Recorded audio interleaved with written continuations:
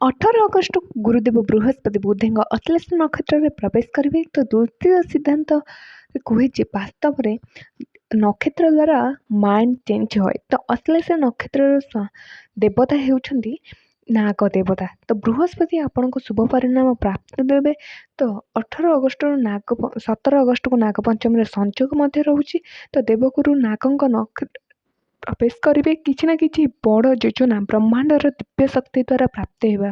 ତ କ'ଣ ହେବାକୁ ଯାଉଛି ଚାଲନ୍ତୁ ଜାଣିବା। ତ ନବମ ଭାବ ଭାଗ୍ୟ ଭାବର ହାଉସ୍, ଯେଉଁଠିକି ଦେବଗୁରୁ ବୃହସ୍ପତି ଅଛନ୍ତି। ତ ସୂର୍ଯ୍ୟଙ୍କର ଗୋଚର ସିଂହ ରାଶିରେ ହୋଇସାରିଛି, ମାନେ ଏବେ ଅସ୍ତରୁ ମୁକ୍ତ ହୋଇସାରିଛନ୍ତି ଗୁରୁଦେବ ବୃହସ୍ପତି। ଏବେ ଏହିମାନେ ଏପର୍ଯ୍ୟନ୍ତ ଯେଉଁ ଭାଗ୍ୟର ଉନ୍ନତିରେ ବାଧା ଆସୁଥିଲା, ଏବେ ଅମୃତ ସହିତ ଯୋଡ଼ି ହେବାକୁ ଯାଉଛି। ଭାଗ୍ୟର ଉନ୍ନତି ପାଇଁ ସବୁ ପଜିଟିଭ୍ ହେବାକୁ ଲାଗିବ ଓ ସବୁକିଛି ହେବାକୁ ଲାଗିବ। ବିଛା ରାଶି ପାଇଁ 31 ଅଗଷ୍ଟ ପର୍ଯ୍ୟନ୍ତ ଗୁରୁଦେବ ଆପଣମାନଙ୍କୁ ଶୁଭଫଳ ପ୍ରାପ୍ତି ଦେବେ। ଉଚ୍ଚଶିକ୍ଷା କରିବାରେ ସଫଳତା ପ୍ରାପ୍ତି ଦେବେ ଓ ପିତାଙ୍କୁ ନେଇ ଯେଉଁ ପରିଶାନ ଥିଲା, ଆପଣଙ୍କ ମନରେ ଦ୍ୱନ୍ଦ୍ୱ ଥିଲା, ସଙ୍କଟ ଥିଲା, ତାହା ମଧ୍ୟ ଦୂର କରିବେ। ଦେବଗୁରୁ ବୃହସ୍ପତି ତୁମକୁ ରାହତ ଦେବେ।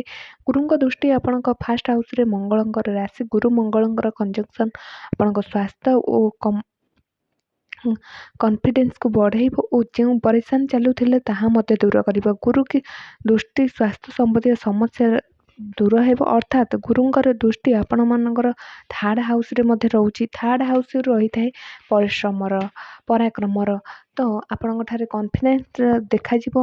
ତ ଆପଣ ଯେଉଁ ଚ୍ୟାଲେଞ୍ଜିଂ ଫେସ୍ କରୁଛନ୍ତି କାର୍ଯ୍ୟକ୍ଷେତ୍ରରେ, ଥାର୍ଡ଼ ହାଉସ୍କୁ ଦୃଷ୍ଟି ଦେଇ ଗୁରୁଦେବ ଆପଣଙ୍କ ପରିଶ୍ରମକୁ ଦ୍ୱିଗୁଣିତ କରିବେ ଓ ଯେଉଁ ପରିଶ୍ରମ କରିଛନ୍ତି ତାହାର ରେଜଲ୍ଟ ମଧ୍ୟ ଏବେ ଆପଣଙ୍କୁ ମିଳିବାକୁ ଲାଗିବ। 31 ଭାଗ୍ୟ ଭାବରୁ ଆପଣଙ୍କ ପରିଶ୍ରମ ଭାବକୁ ଦୃଷ୍ଟି ପ୍ରଦାନ କରିବେ ଗୁରୁ। ତ ଏଗ୍ରିମେଣ୍ଟ ଯାହା ପୁରା ହୋଇପାରୁନଥିଲା ତାହା ପୁରା ହେବ। ନବମ ଦୃଷ୍ଟିରୁ ପଞ୍ଚମ ହାଉସ୍କୁ ଆପଣ ଦେଖିବେ। ତ ଆପଣଙ୍କର 5th ହାଉସ୍ର ଶନିଦେବ ଅଛନ୍ତି, ଆପଣ ଜାଣିଥିବେ। ତ ଶନିଙ୍କୁ ନାଗ କୁହନ୍ତି, ଫଣାକୁ ରାହୁ ଓ ଲାଞ୍ଜକୁ କେତୁ କୁହାଯାଏ।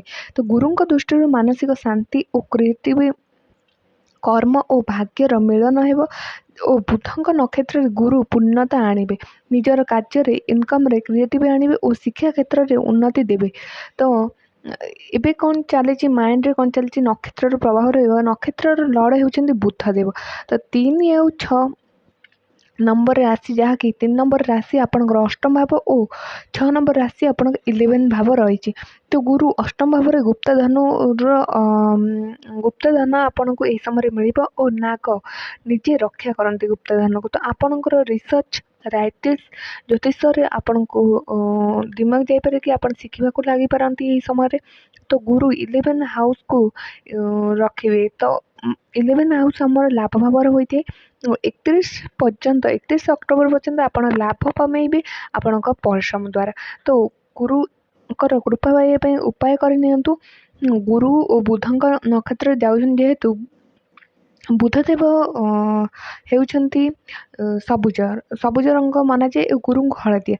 ତ ଦୁବ ଘାସକୁ ଆପଣ ଆଣି ହଳଦୀରେ ବୁଡ଼ାଇ ଆପଣ ଶ୍ରୀ ଗଣେଶଜୀଙ୍କୁ ଅର୍ପଣ କରନ୍ତୁ, ଶୁଭଫଳ ପ୍ରାପ୍ତି ହେବ।